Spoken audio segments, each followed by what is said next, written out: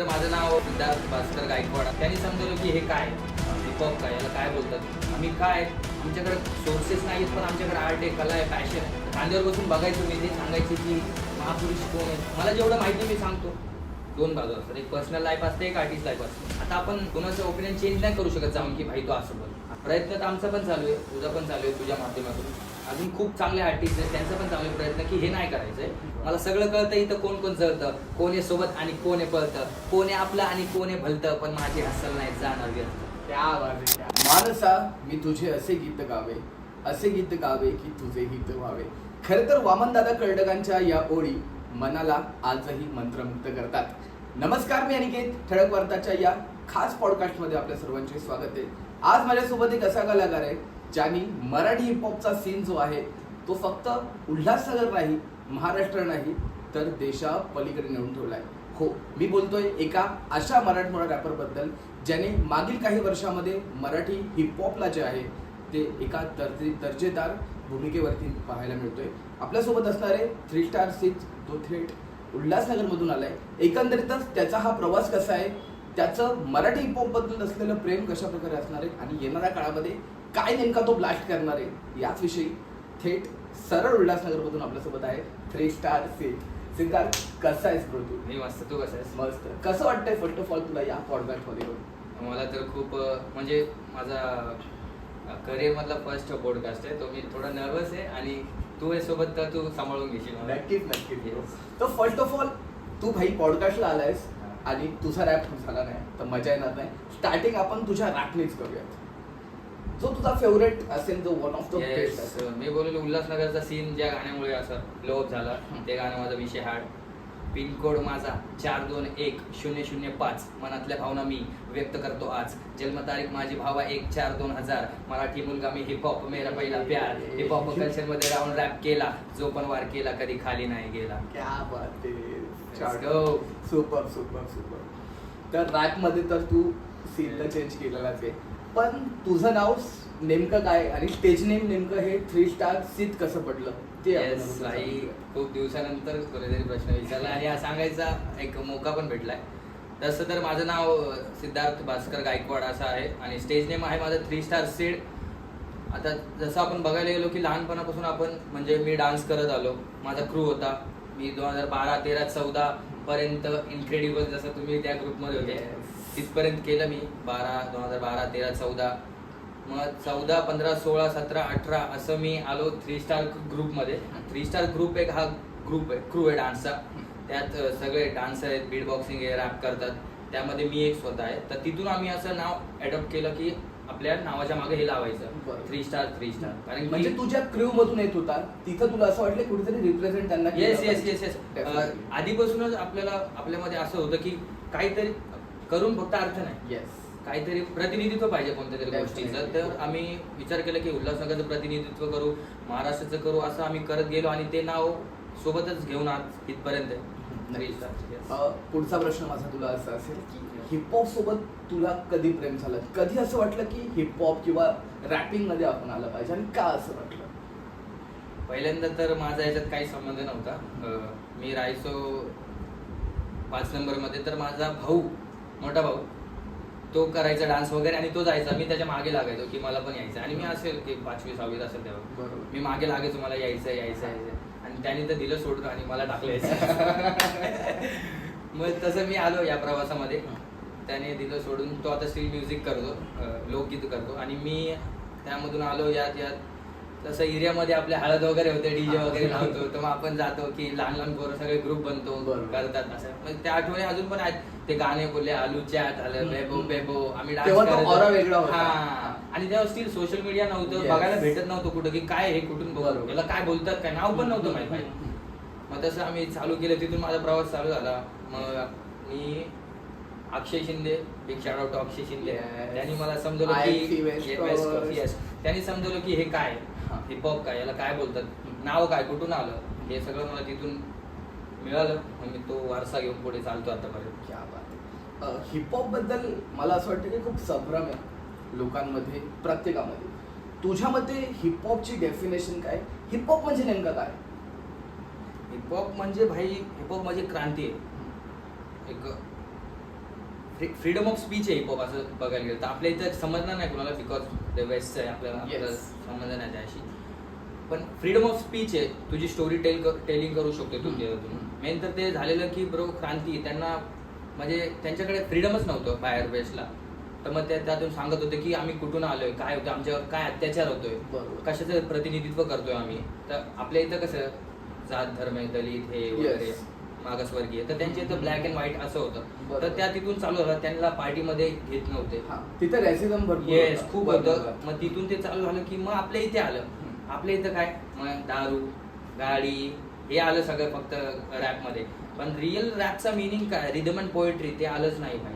मग तसं आपले रॅपर्स जे असतील जसे डिवाइन एमिवे हे सगळे झाले आर्टिस्ट, त्या लोकांनी आणलं की आम्ही कुठून आहेत, आम्ही काय आहेत, आमच्याकडे सोर्सेस नाही आहेत पण आमच्याकडे आर्ट आहे, कला आहे, पॅशन आहे. बरोबर. त्यातून आम्ही हे सगळं घेऊन येऊ शकतो. त्यामुळे मला असं वाटतं की फ्रीडम ऑफ स्पीच हे व्हॉइस आहे. रॅप म्हणजे व्हॉइस आहे, हिपहॉप म्हणजे व्हॉइस आहे, कल्चर आहे. येस बरोबर. स्टार्टिंगला जेव्हा आता आपण स्क्रीनवरती पाहतोय Yes. महान व्यक्ती हिपहॉप ज्यांनी घराघरात मनामनात पोहोचवलं, पोहोचवलं. त्यानंतर इंडियामध्ये क्रांती आली आणि कुठेतरी पंजाबी किंवा पॉप म्युझिक आपल्याला सगळीकडे पाहायला मिळत होते. म्हणजे स्पेशली आपण पाहिलं 90sचे जे किड्स आहेत ते आपण स्पेशली पंजाबी रॅप म्युझिकच ऐकत आले. होते. Yes, नेहमी. परंतु एकीकडे आपण पाहतो की गाडी बंगला, जसं की तू म्हटलास हा. की एकीकडे अय्याशी हिपहॉप मध्ये दाखवत होते, एकीकडे लक्झरियस कार दाखवत होते, लक्झरियस लाईफस्टाईल दाखवत होते. तसं न करता तू मराठी हिपहॉप मध्ये आपण पाहतोय की महापुरुषांचे विचार मांडतो. म्हणजे स्पेशली बाबासाहेब असतील, बुद्ध असतील, शिवाजी महाराज असतील, यांचे विचार तू तुझ्या हिपहॉप माध्यमातून मांडतोयस. मग असं तुला का करूसं वाटलं की एकीकडे दुनिया वेगळ्या मैफिलीमध्ये होती आणि तू हे महापुरुषांचे विचार घेऊन मराठी हिपहॉप मध्ये उतरलास, असं क्रांती करूसं का वाटलं तुला? आता जसं बघायला गेलं आपण लहान असतो, आपल्या एरियात जयंती होतात, महापुरुषांचे सण साजरे होतात. तसे माझे वडील माझे पप्पा मला घेऊन जायचे त्या रॅलीमध्ये. ऑर्केस्ट्रा असला आता तर बंद होतं, ऑर्केस्ट्रा होत नाही कुठे, तर खांद्यावर बसून बघायचं मी. ते सांगायचे की महापुरुष कोण आहेत. तर मग ते तेव्हापासूनच नसा नसात भिनलंय की असं नाही मी हिपहॉपच आहे पण माझी ही साईड पण आहे, माझा तो समाज पण ऐतिहासिक आहे. चळवळीचा Yes, वारसा. माझी चळवळ पण आहे, माझी मुवमेंट पण आहे, माझा समाज पण आहे, माझा देश पण आहे. मला हे सगळं पण घेऊन चालायचं. तर ते मला दिसत होतं लहानपणापासून की काय होतं, काय अत्याचार होते, आम्ही जे सहन केलं तेच मी माझ्या गाण्यांमधून रॅपमधून सांगत असतो. मी हे पण करू शकतो, मी ते पण करू शकतो, मी सगळं सांगू शकतो. तो माझा वारसा आहे की मी पुढे घेऊन चालूय. महाराष्ट्राचे आराध्य दैवत छत्रपती शिवाजी महाराज झाले, डॉक्टर बाबासाहेब झाले, गौतम बुद्ध झाले, साहित्यरत्न अण्णाभाऊ साठे झाले, ज्योतिराव फुले झाले. हे यांचं मी असं सांगतो गाण्यामधून की मला जेवढं माहिती मी सांगतो. मला वाटतं की मला जर आवाज भेटलाय तर कुणामुळे आवाज भेटलाय मला ते सांगायचं आहे. त्यामुळे बोललो की माझ्या साहित्याचा आम्ही रत्न, माझ्या सत्याचा आम्ही शोध. साहित्यरत्न अण्णाभाऊ साठे, माझ्या साहित्याचा आम्ही रत्न, माझ्या सत्याचा आम्ही शोधक, सत्यशोधक ज्योतिराव फुले. माझ्या साहित्याचा आम्ही रत्न, माझ्या सत्याचा आम्ही शोधक, गौतम बुद्धांवाणी शांत, अशोक सम्राटवाणी क्रोधक. होती परिस्थिती बिकट म्हणून निघले कलाकार हे तिकट, स्वाभिमानी वाघ आपण कुठंच नाही. ए भाई कडक रे भाई कडक. तर पाहतो आपण की विचारांनी कुठेतरी हिपहॉपची क्रांती घडवताना आपल्याला सीन पाहायला मिळतोय. आणि एकंदरीतच बाबासाहेबांचं एक भाषण होतं आणि त्या भाषणामध्ये बाबासाहेब म्हटले होते की माझी 10 भाषणं आणि शाहिराचं एक कवन. म्हणजे कलाकाराची जी काही डेफिनेशन आहे ती बाबासाहेबांनी अवघ्या 30 सेकंदात सांगितली होती.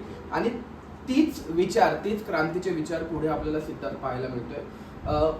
पुढचा प्रश्न असा मला पाहायला मिळतो ना की हिपहॉपच्या नावावरती म्हणजे प्रत्येक बाजूच्या 2 गोष्टी असतात. एक तू पॉझिटिव्ह बाजू मांडतोय, पण दुसरी कुठेतरी समाजात आपण पाहतो की काही तरुण असतात ज्यांचा हिपहॉपशी काही संबंध नसतो, पण ते कुठेतरी हिपहॉपच्या कम्युनिटीला किंवा तुमच्यासारखे जे आर्टिस्टला आहेत कुठेतरी बदनाम करायला बघतात. म्हणजे आपण पाहतो की नशाकडे जे जास्त वळतायत किंवा ते कुठेतरी दुसऱ्याच दिशेला चाललेत हिपहॉपच्या नावावरती, गुन्हेगारी वाढतीये. मग त्या तरुणांना काय सांगशील, हिपहॉप नेमकं काय आहे किंवा हिपहॉप खरा हिपहॉप कळालाय का लोकांना? फर्स्ट ऑफ ऑल असं बघायला गेलं ना आपण, सगळ्या व्यक्तीची, सगळ्या आर्टिस्टची, सगळ्या इन्फ्लुएन्सरची, सेलिब्रिटीची 2 बाजू असतात. एक पर्सनल लाईफ असते, एक आर्टिस्ट लाईफ असते. बरोबर. सगळ्यांचं असतं याचं. मला हेच म्हणायचं की जे समोर तुम्हाला दिसतंय की स्क्रीनवर तो आर्टिस्ट आहे, पण त्याला पर्सनल लाईफ पण आहे. तुला पण पर्सनल लाईफ आहे, मला पण पर्सनल लाईफ आहे, सगळ्यांना पर्सनल लाईफ आहे. तर तुम्ही जे करताय तुमच्या पर्सनल लाईफमध्ये करा, आर्टिस्ट लाईफमध्ये नका आणू. कारण की तुम्ही एक इन्फ्लुएन्सर आहे, तुम्ही एक चेहरा आहे, तुम्हाला बघून फॉलो करतायत काही जण. तर मला असं वाटतं कारण की मला पण पर्सनल लाईफ आहे, मी पण पर्सनल लाईफमध्ये माझ्या करतो, पण आर्टिस्ट लाईफमध्ये ते नाही आणू शकत आपण. कलाकारांनी कलाकारांनी राहिलं पाहिजे. बरोबर. येस, कारण की तुम्हाला फॉलो करतात 10 जण की बघतात, लहान लहान मुलं झाले आज तुम्ही ते काय शिव्या देणार काय देणार XYZ ते तुम्हाला फॉलो करतात. आता आपण कोणाचं ओपिनियन चेंज नाही करू शकत जाऊन की भाई तो असं बोल. आता आपलं जेवढं आपल्याकडून होणं आपण तेवढं करायचा प्रयत्न करतोय, पुढे पण करणार, या आधी पण करत होतो. बरोबर. आता मी नाही बोलू शकत गाडीबद्दल, बंगल्याबद्दल, दारूबद्दल, कारण की माझ्याकडे नाहीये ते. बरोबर. माझ्याकडे माझा प्रवास आहे, मी तेच त्याबद्दल बोलू शकतो. तो संघर्ष आहे, तो Yes, संघर्ष yes. तो मांडतो. त्याबद्दल बोलू शकतो. सिद्धार्थ, माझा पुढचा प्रश्न तुला असा असेल की प्रत्येक बाजूच्या 2 बाजू असतात, म्हणजे प्रत्येक घटनेच्या 2 बाजू असतात. एकीकडे हिपहॉप मध्ये क्रांती जरी होत असली ना तरी एक पॅच अजूनही असा आहे जो हिपहॉपच्या नावावरती थोडं नागरिकांना मिसगाईड करतो. म्हणजे Yes. अगदीच खुलेआम सांगायचं झालं की कुठेतरी पाहतोय की ही जी युथ आहे Yes. कुठेतरी गुन्हेगारीकडे वळतीये, कुठेतरी नशेपाणीकडे वळते आणि त्याच्यामुळे बदनाम होतोय हिपहॉप कम्युनिटीचा. Yes, yes, yes. तुला काय वाटतं, हिपहॉप लोकांना खरंच कळलंय का, किंवा हेच करणं फक्त नशा करणं किंवा गुन्हेगारी करणंच खरं हिपहॉप आहे का? तुला याबद्दल काय वाटतं? असं आपण बघायला गेलो की सगळ्याच नाण्याच्या 2 बाजू असतात नेहमी. एका आर्टिस्टची, कलाकाराची पर्सनल लाईफ वेगळी असते आणि आर्टिस्ट लाईफ वेगळी असते. बरोबर. आणि आता काय झालंय की हिपहॉप ग्रो झालंय आपल्या इथे, मला तर असं वाटतंय. आधी 10 वर्षाच्या आधी तर ते ग्रो बघून, फेम बघून ह्याला अटॅच व्हायचं बघतायत काही लोक, जे ते लोक नाही आहेत, त्यांनी नाही केले कधी ती गोष्ट. तर कोणी हसल करून आले, मेहनत करून आले, कोणी बघितलं नाही ते बरोबर. की गुन्हेगारी नाही बघितली, ते जोडताय त्याच्याशी. की त्यांना वाटतं की हेच सगळं आहे. त्यांची पण चुकी नाही, कारण की जे मेन स्ट्रीम आर्टिस्ट आहेत आता जे ब्लो होत आहेत ते लोक तेच करतात. बरोबर. आता बघायला गेलं असं की मला खूप जण बोलतात की इथे रेप झाला, इथे अशी एक घटना झाली, तू त्यावर का नाही बोलत आहे? बरोबर. तर माझी अशी प्रतिक्रिया आहे की बाकी जेवढे मेन स्ट्रीम आर्टिस्ट त्यांचे एवढे फॉलोअर्स आहेत, एवढे ऑडियन्स आहेत, ते लोक का नाही करत? मी का पुढाकार घेऊ? का माझ्याकडे नसतील करत ते? मला असं वाटतं की त्यांना असं वाटतं की कॉन्ट्रोवर्सी होईल, या मला असं वाटतं की त्यांनी केलं पाहिजे आधी, कारण की they have lots of people, audience आहे त्यांच्याकडे, खूप त्यांच्याकडे ऑडियन्स मानणारा आहे, एक मोठा वर्ग आहे. वर्ग आहे, ते ऐकू शकतात त्यांना की अजून गोष्ट पसरू होते त्यांच्याकडून. तर ते लोक नाही करत आहे. आणि मग आता नवीन नवीन जे जनरेशन येणारी बघते त्यांनाच फॉलो करते ना, की ते लोक काय करतायत. बरोबर. आता मग काय नशेपाणी करतायत, पर्सनल लाईफ मध्ये नशेपाणी ठेवली पाहिजे आणि आर्टिस्ट लाईफ तुझी वेगळी आहे. बरोबर. तू एकटा नाहीये, तुला बघतायत, बघणार आहेत, घरचे आहेत, बाहेरचे आहेत. तर मला असं वाटतं की आता हिपहॉप जसा ग्रोअप झालाय त्याला बघून अटॅच व्हायचं बघतात लोक, की ह्याच्याकडे येऊ, हे कूल आहे, बरोबर. फेम आहे याच्यात, हे बघून यायला बघतात लोक याच्यात. तर मी असं बोलेल की हे सगळं नाही झालं पाहिजे. प्रयत्न तर आमचा पण चालू आहे, तुझा पण चालू आहे, तुझ्या माध्यमातून अजून खूप चांगले आर्टिस्ट आहेत त्यांचा पण चालू आहे प्रयत्न की हे नाही करायचंय, हे ह्या साईडने करू आपण. तर तेच की बघून येऊ नका की काय होतंय, तुम्ही जे खरे तेच राहा, बरोबर. असं सांगेल. Yes. तुम्ही करताय पण तो आर्ट फॉर्म बदनाम होतोय. Yes. मला असं बोलायचं, जे आपण करतोय ना त्याचं नाव खराब होतं. मग आपल्यामुळे कोणाचं नाव खराब नाही झालं पाहिजे, असं तेवढं करा. नक्कीच. पाहतो आपण कालपर्यंत हिंदी रॅप म्युझिक, पंजाबी आणि इंग्लिश हेच प्रामुख्याने पाहायला मिळतो. परंतु मागील काही वर्षाचा इतिहास जर आपण पाहिला ना तर मराठी हिपहॉपचा सुवर्ण काळ चालू झाला. म्हणजे अगदीच आपण पाहिलं तर अनेक असे रॅपर्स आहेत तुझ्यासारखे जे आता मराठीला घेऊन खूप, म्हणजे राज ठाकरे बनले जातात ते, जर सांगायचं झालं तर, की मराठीच्या भाषेला घेऊन किंवा मराठी मुद्द्यांना घेऊन इतक्या आक्रमकपणे हिपहॉप मध्ये मांडतायत ना. आणि तू पहिला मराठी रॅपर असशील ज्यांनी 7 समुद्रा पार मराठी हिपहॉप घेऊन गेलाय. शूट पण तू बाहेर केलं होतं. कसं घडलं हे, काय नेमकी इनसाइड स्टोरी याच्या मागची? मला तर नाही माहिती याच्या आधी कोणी आपल्या भारताच्या बाहेर मराठी रॅप शूट केला, मे बी, मला तर नाही माहिती.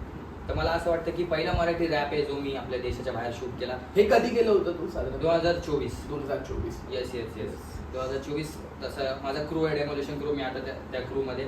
तर आम्ही शोला गेलेलो बँकॉकला. तर माझा विचार असाच होता की आता शोला तर चाललोच आहे आपण एक माझ्याकडे ट्रॅक होतं ते घेऊन गेलो मी तिकडे शूट वगैरे केलं आणि ते अपलोड केलं. तो पहिला मराठी रॅप असेल जो देशाबाहेर शूट झाला. त्याच्या आधी मी कुठेच नाही बघितलं. कोणी असेल ते सांगा मला. आता संभाट आहे, आपण आता रिसेंटली जो त्याचा अल्बम पाहिला होता, पण तो आता 2016 ला मला त्याच्या अगोदर केला होता, राईट? येस.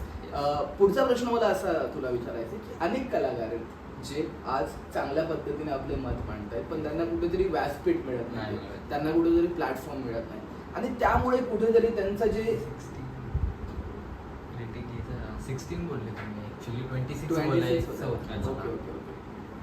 नाही तर कंटिन्यू नाही तर ते कट करून टाक. हा. 26 कटच करून टाक. हा. इथूनच चालू. Yes. कंटिन्यू. हा, 26. संबाटाने केलं होतं बट ते 2026 मध्ये केलं Yes, होतं yes. राईट. तू 2024 मध्ये ते शूट Yes, केलं. yes. येस. माझा पुढच्या सेगमेंटकडे आपण वळूयात. माझा पुढचा प्रश्न तुला असा असेल की असे अनेक कलाकार आपण पाहतो की जे चांगले टॅलेंट आहे त्यांच्याकडे, पण कुठेतरी त्यांना व्यासपीठ मिळत नाही, कुठेतरी त्यांना संधी मिळत नाही आणि त्यांच्या मागचा कलाकार जो आहे तो कुठेतरी मरून जातो. Yes. तू काय सांगशील कशा प्रकारे संयम ठेवला पाहिजे? कारण लोकांना सक्सेस दिसतो पण त्यामागची नाही. जी स्ट्रगलिंग स्टोरी असते हम्म. ती दिसत नाही. काय सांगशील कशा प्रकारे पालकांना देखील आपण पाहतो की Yes. पालक देखील मुलांना म्हणतात की तू इंजिनियर बन, डॉक्टर बन, पण तू कलाकार बन असं मला तरी आठवत नाही की नाही. कोणतरी पालक सांगतो की तू मोठं झाल्यावर कलाकार बन. अशा वेळी पालक आणि जे काही विद्यार्थी आहेत किंवा जे काही युवक कलाकार आहेत त्यांच्यामधला जो कम्युनिकेशन गॅपच संपून जातो. काय सांगशील युथला आणि पॅरेंट्सला? आता बघायला गेलं पॅरेंट्स आणि मुलं आता 2026 मध्ये खूप कूल आहेत भाई. खूप कूल आहे. आता तर सगळं सॉर्टेड आहे. मीडिया तू बघतोय, फोन खोलला समोरच आहे सगळं जे काय. बरोबर. आता जस्ट मागे गेलो आपण, जा तुझ्या ह्याच्यामध्ये मागे जा, माझ्या पास्टमध्ये मागे जा, की 2013-14 काय माहित नव्हतं, घरच्यांना तर माहित पण नव्हतं आम्ही काय करतोय. करतो. हे मोठे कपडे घालून मध्ये पागल झालाय, काय करतोय असं वाकडं तिकडे काय करतोय. घरच्यांना आम्हाला सांगायला पण नव्हतं की हे काय आहे, कारण की तेव्हा डेफिनेशनच नव्हतं ना, की बरोबर. प्लॅटफॉर्मच नव्हते तेव्हा. बरोबर. काय सांगू मम्मी हे काय, पप्पा हे काय. माझे पप्पा मला मारायचे, जाऊ नको बोले, तर तरी पण जायचो आम्ही. मी पॅरेंट्सला हेच बोलेल की ओव्हरनाईट सक्सेस नका बघू. कला ही कोणाला सांगून त्याच्या आतमध्ये नाही राहत. मला असं बोलायचं, आपल्या घरच्यांना पण माहित नव्हतं की माहित नसतं की आपल्या मुलांच्या आतमध्ये काय काय कसं येणार ते काय येणार. मला एवढं सांगायचं की ओव्हरनाईट नाही येते, हळूहळू गोष्टी होतात. की आता कुणाच्या अंगामध्ये कोण चांगला चित्रकार आहे, कोण पेटी वाजवतो, ढोलकी वाजवतो, ते त्याची आवड आहे ती. बरोबर. आणि आवड माणसाची मरूच तर सुटत नसते, एवढं लक्षात ठेवा. आवड सुटत नाही माणसाची, ती आवड कोणी तोडूच नाही शकत, कोणीच नाही तोडू शकत. मी, तू, घरचे पॅरेंट्स कोणीच नाही तोडू ती शकत. मरेपर्यंत inbuilt आहे. Yes yes. आणि कलाकार कसा असतो, मला कसं बोलायचं असतं की तो आर्टिस्ट असतो ना, तो पैसे नाही बघत, तो एक त्याची रिस्पेक्ट बघतो की आर्ट आहे, त्याचा इज्जत आहे. आणि मला असं बोलायचं की पैसे संपतात पण माणसाची इज्जत नाही संपत असं. मग पॅरेंट्सला तेच आता सांगायची गरजच नाहीये पॅरेंट्सला की काय हे. Yes. आता ते स्वतः बघतायत ना की काय होतंय काय नाही. आता रिसेंटली एक किस्सा सांगतो तुला. माझा मित्र आहे, तो आधी व्हिडिओज करायचा, क्रिएटर होता. आता त्याच्या घरच्यांना नव्हतं माहिती ते आधी काय की ते आता 5-6 वर्ष आधी फोन बिन नव्हते त्यांच्याकडे घरच्या. आता ते लोक बघतायत की युट्यूबवर हे करून हे घेतायत, घर घेतायत, गाडी घेतायत. तर त्याची मम्मी त्याला बोलते, तू का सोडलंय सगळं करायचं, समजतंय का. बरोबर. म्हणजे आधी कळत नव्हतं आणि आता कळतंय तर बोलते आता सपोर्ट करताय. बरोबर. आता अर्थ नाहीये आता support वेळ करून. निघून गेली. वेळ निघून गेली. येस, वेळ कोणासाठी थांबत नाही. मला हेच सांगायचे पॅरेंट्सला की जे करतात ते करू द्या. त्यांना पण, मुलांना माहित असते ते काय करतात, त्यांना पण जाणीव आहे आईबापांच्या कष्टाची काय, आम्हाला पण जाणीव आहे. आम्ही त्यामुळे, आणि शिक्षण सोडून कोणी काय करत नाही. आम्ही पण शिकलो भाई. आम्ही SSC कॉलेजमध्ये, तो पण आहे तिकडून, मी पण आहे, आम्ही पण ग्रॅज्युएशन केलं. आम्ही सोडलं नाही त्या गोष्टी कधी. हेच सांगायचं की युथला पण सांगायचं की जे करताय तुम्ही विचार करून करा की हेच आहे का परफेक्ट आपल्यासाठी की नाही. नाही तर आता मी तुला बोललो ना की फेम बघून नका येऊ. Yes. येस, की ही गोष्ट आता हिले चर्चेत आहे, ही गोष्ट तिकडे जाऊ. पण नाही, तुमच्यात असेल तरच तरच उतरा यात. बरोबर. नाही तर लय आता फक्त हसलं आहे listener भाई, बरोबर. लय मेहनत आहे. कोणत्या पण क्षेत्राचा, मी माझ्या क्षेत्रात नाही बोलत आहे, सगळ्या क्षेत्रामध्ये खूप हसल आहे. बरोबर. जसं की तू म्हटलं की हसल्याशिवाय काहीच शक्य नाही. Yes. मी तुझा मागचा काही काळ पाहत होतो, म्हणजे जसं आपण जेव्हा सोबत होतो, Yes. म्हणजे तेव्हा फोनही नव्हते, नाही, म्हणजे नाही, बटनवाले नाही, फोन नाही, होते, नाही. त्याच्यात मिक्सिंग करणं असेल Max किंवा इतर support, गोष्टी होत्या. अक्षराला विचारतो. खूप सीन व्हायचा. Yes, bro. आणि आता पाहतोय, आता आपल्या हातामध्ये आयफोन्स आहेत, चांगले चांगले मिक्सर्स आहेत, Yes. एकदम टोटल प्रॉपर स्टुडिओ आहे. Yes. काय पाहतो, मागचा जो काळ होता तो आणि आता काय चित्र बदललंय? चित्र म्हणजे डायरेक्ट बदलून गेलं, पूर्ण बदलून गेलं. आता मी गाण्यामध्ये ऐकतो मुलांच्या की आम्ही असं केलं, आम्ही तसं केलं. ब्रो, आता कोणी पण करू शकतं भाई. मला एवढंच बोलायचं की आता कोणीही करू शकतं. आम्ही स्टुडिओच्या मिक्सिंगच्या बाहेर बसायचो भाई 2-2, 3-3 तास की आम्हाला हे गाणं मिक्सिंग करून दे. हे big shout out to DJ Stoner. आम्ही त्याला बोलायचो की भाई हे काय आहे, आम्हाला करून दे ना. आम्ही स्टुडिओच्या बाहेर बसायचो, हाकलून द्यायचे त्याचे वडील आम्हाला की जा भाई हे काय. तर आता हे कुणाला सांगू आम्ही. मग मी तेच बोललो आधी की आमच्याकडे गाडी नाही, बंगला नाही गाण्या सांगायला की ह्याच्याबद्दल सांगू. माझ्याकडे माझा प्रवास आहे, माझी हसल आहे, माझी मेहनत आहे, मी त्याबद्दलच बोलू शकतो. माझ्याकडे अजून काहीच नाही बोलायला. बस हेच सांगायचं. सिद्ध, पुढचा क्वेश्चन माझा तुला असा असेल की आपण पाहतोय की आज तू एका चांगल्या यशाच्या उंचीवर आहे. मागे वळून पाहताना काय वाटतं की अनेक जण असे असतात की तेव्हा तुला डावललं असेल की अरे हे काय करतोय, Yes. करू नको, चांगलं काम वगैरे बघ किंवा चांगलं काहीतरी सेटल होऊन जा. आणि आज तेच लोक तुझं गाणं शेअर करतात किंवा तेच तुझी स्टोरीला ठेवतात. काय वाटतं की मागे जेव्हा तू पाहतो या शिखरावरनं काय दिसतं आणि याचं श्रेय जे आहे तू नेमकं कुणाला देशील? असं बघायला गेलं ना भाई, मला खूप म्हणजे वाईट वाटतं की जे काल बोलत होते ना की नको करू हे सगळं, आज ते लोक माझ्या पुढे पुढे करतात, म्हणजे समोर येतात की भाई हा हा. मला वाईट वाटतं की जेव्हा तुमची गरज होती तेव्हा तुम्ही का नव्हते. मला हेच बोलायचं आहे. आणि मी पॅरेंट्सला पण बोलेल, सगळ्यांना बोलेल की मला असं वाटतं आम्ही फ्युचर होतो भाई, आपण फ्युचर होतो. कारण की जे पब्लिकला 10 वर्षानंतर कळलं की सोशल मीडियात सगळं काही आहे, ते आपण 10 वर्ष आधी करत होतो ती गोष्ट. आणि तेव्हा बोलत होते की हे नका करू. आणि आज म्हातारा कोतारा लहान कोणच बघत नाहीये, सगळे तेच करतात. खरंय का खोटं भाई? सगळे तेच करतात, येऊन नाचतायत, गातायत. म्हातारा बघत नाही, लहान मुलगा बघत नाही, कोण बघत नाही. आणि 10 वर्ष आधी मागे जाणार, ते बोलत होते आपल्याला काय आहे, काय करताय तुम्ही? काल तेच नावं ठेवत होते. येस, आणि आज तेच लोक तेच नाव करतायत, काढतायत. नाव पण काढतात आणि ते लोक तेच करतायत. बरोबर. की आता मी, मला चांगलं नाही वाटत, माझे शाळेचे मित्र माझ्यासोबत फोटो काढतात. जेव्हा तुमची गरज होती भाई तेव्हा तुम्ही नव्हते रे.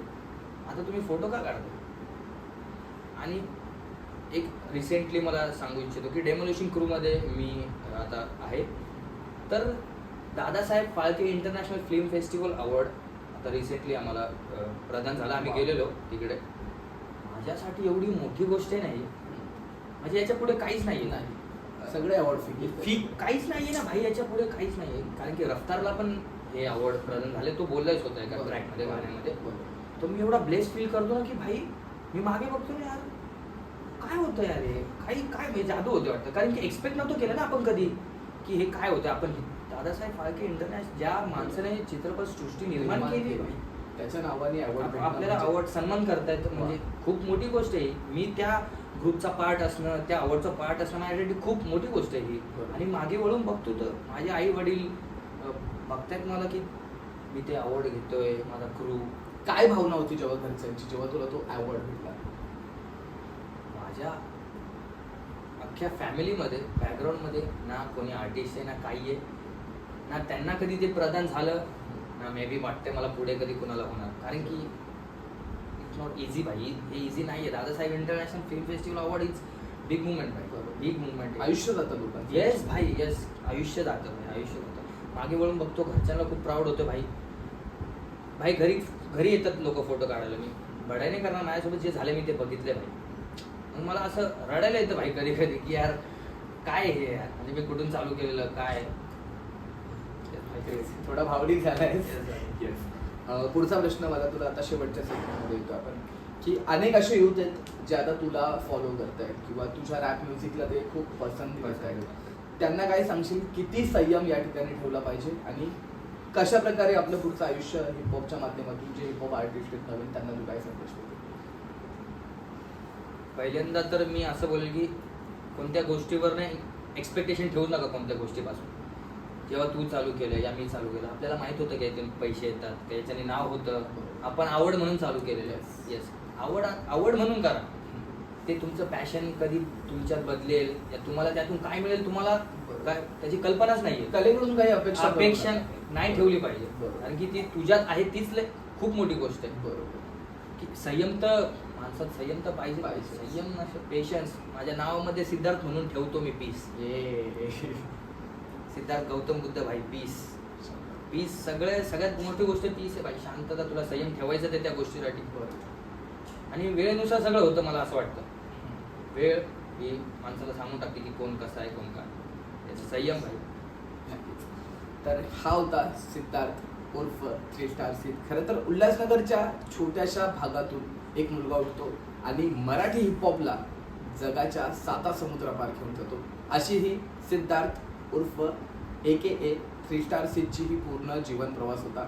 एकंदरीतच मराठी हिपहॉपसाठी हा सुवर्ण काळ आणि त्या सुवर्ण काळामध्ये इतिहासाच्या सुवर्ण अक्षरामध्ये ह्या कलाकाराचं देखील नाव तितक्याच अभिमानाने लिहिलं जाईल. कारण मराठी हिपहॉपच्या ज्या काही फ्युचरमध्ये जे काही घडणार आहे त्यामध्ये हे कार्यकर्ते होते ज्यांनी मराठी हिपहॉपला आपल्या खांद्यावर घेऊन त्याला इतिहासात अजरामर केलं. सिद्धार्थ, तू आला या ठिकाणी आणि इतक्या छान पद्धतीने तू सामाजिक संदेश दिला आणि नक्कीच आपले जे काही फॉलोअर्स आहेत किंवा जे जो वर्ग तुला मानतो त्यासाठी हे नक्कीच फायदेशीर राहील. Yes. येणाऱ्या काळात तुझ्यासारखे अनेक कलाकार जे आहेत ते इथल्या माध्यमातून घडतील.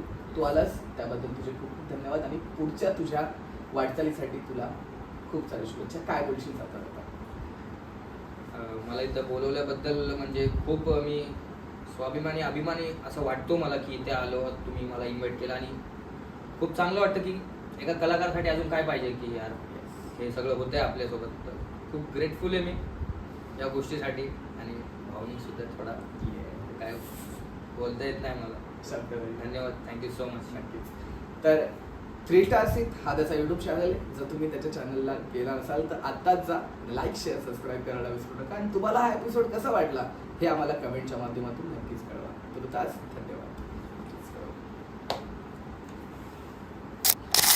तर या पॉडकास्टची सांगता तुझ्या रॅप सॉंगनीच करूयात, कारण जेवढा आगाज प्रॉपर झाला होता तसा एंड पण End काही पण. झालाच पाहिजे.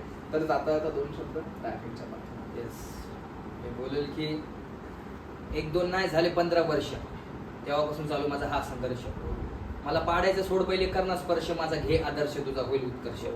मी मित्रावर मुलीवर दारूवर नाही स्वतःच्या पॅशनवर करतो खर्च.